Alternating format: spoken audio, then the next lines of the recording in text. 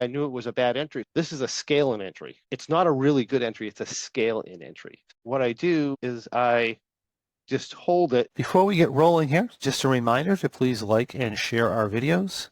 Your support helps us to continue to bring you the wonderful content that we share with you each and every week. And then when it comes down into here, I can scale in. I can basically roll that back to maybe the 7320 or the 7310 and double size it. Because longer term perspective is still, we're going to bounce this point, right? We should see that point, but I don't know if we're going to see it and it's just going to go. I want to take the entry, so I do a scale in entry. Because I know on the setup that a normal move is fairly likely to stop me out. And then I do nothing, do nothing, do nothing. And then here, I could probably sell off that other one and get 2 contracts underneath my level. And then I can let that trade, say that's my full size.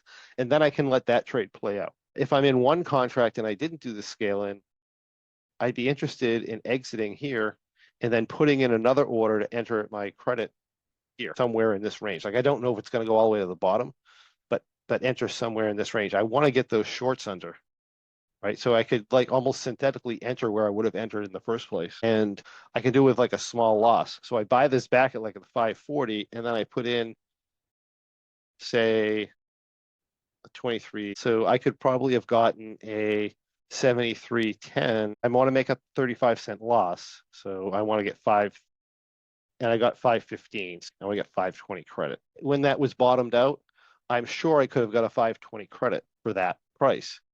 And I would have been in my 520 credit. I would have been back in my position with the original $1,500 worth of risk. I still have the possibility of making like $250, right? I now have a more reasonable location and a more reasonable stop out point, and I can make the same amount of money, right? So see how I'm changing the game a little bit. I'm not just saying, oh, it tagged my stop loss and I'm out. I'm trying to give myself all the advantages in order to do that. In the process I explained, full disclosure is that this thing decides it wants to reverse and go higher, and I can always get back in it. I'll just be at a less favorable rate.